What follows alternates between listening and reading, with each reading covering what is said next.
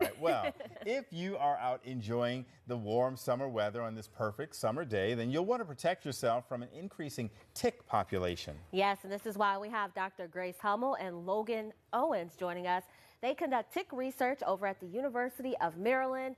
And I know a lot of people want to know, where do ticks live? Where do they come from? Tell us more. Yeah, so ticks can be found pretty much anywhere. They love to stay where there's lots of forest, so in forest edges, so especially if you're going hiking in places like that. But it's super important to note that they're also in our own backyards. They can be brought in from other types of wildlife like deer and even our pets. So they're pretty much everywhere that you are. Oh, you mentioned that because we always talk about how the deer population in this state is just crazy. But they're riding. They're just kind of piggybacking on the deer and then just dropping off and saying, hey, I want to live here. Is that the way it works? Yeah. We like to say they're like the school bus for ticks. They just bring them to your yard constantly. Sure. So, yes. Wow. All right. So how do they infect humans? Because a lot of people don't even know that they can cause some big problems for us. Yeah. So what they do, they have to actually bite you. And depending on what disease we're talking about, I think we've been seeing a lot of powassan in the news recently. Yeah. Okay. They have to be attached to you. They have to spread some enzymes into your skin or like actually start sucking on your blood.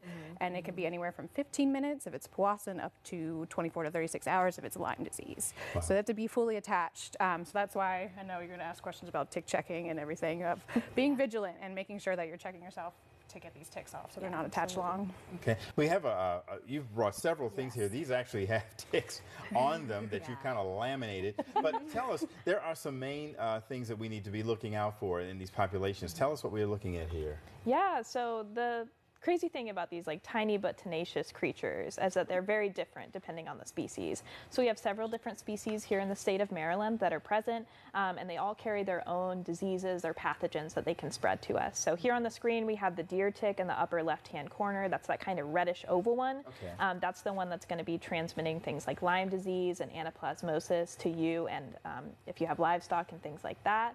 The one on the top right-hand corner with that creamish yellow dot is the Lone Star tick. That's the one that's known for causing the medical condition alpha-gal, so that red meat allergy that's been in the news a lot recently. And then the bottom right-hand corner, just to top that one off, that's the American dog tick, and that's the one that's known for causing Rocky Mountain spotted fever. Okay, and that's what we need to check our pets for. Absolutely. Mostly. Yes. Mostly. Yes. Okay.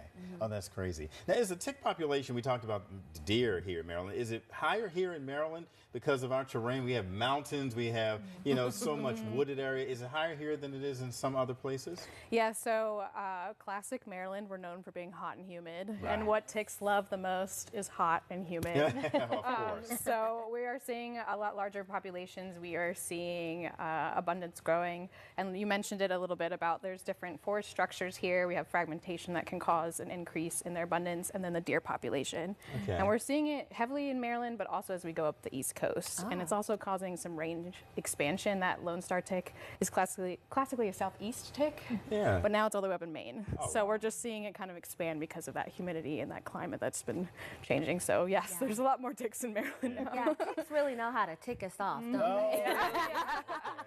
But in all seriousness, how can we avoid getting bites? How can we continue to protect our pets and our little ones and ourselves? So I asked Logan today, because I cannot wear pants currently, to wear a tick smart clothes. Okay. And so the best thing you can do is be proactive when you go out into the woods, or if you're gardening or what have you.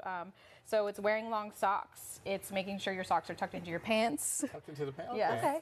It's nice Tucking and in your stylish. shirt. If you can also permethrin treat your clothes. So if you have some old white socks that you just want to like treat and have them, always wear those when you go out. And then when you come back, check yourself pretty aggressively. You know that you went out gardening, or that you went hiking in the woods or walked your dog. Okay. Come back, check yourself, put your clothes in the dryer so you can burn those ticks off, and really check yourself. And then if you have pets and dogs, that's one of the big things that people get ticks from. I know my dog sleeps on my face. I love my dog. Oh, boy. And they bring ticks all the time. Yeah. So it's making sure they're treated, and making sure that when you come back from any hikes or walks, that you're checking their legs and making sure that they're no ticks. And the best way to remove them? Oh, yes. Using a pair of tweezers is the most effective way. yes. Okay. Kind of getting really close to the head and pulling straight up. Don't twist or anything like that. Just pull straight up. If the mouth parts get stuck, that's totally fine. They'll naturally expel. As long as you have most of the tick out of that, they're no longer able to transmit any pathogens or diseases to you. Okay. And Logan, I guess it was just subliminal that you're wearing a lime green top for, we were talking about Lyme disease and you're just wearing lime green clothes. I guess that's to just really get the message across. Yes, very passionate. Thank you. Well, we thank you so much for coming in. We said that you two knew this topic so much you should have a podcast. And what did you say it should be called? Tick Chicks. The Tick Chicks. I love that. That would be great. Yes, absolutely. Thank you so much. Thank you so much. Thank you both so much. We appreciate it.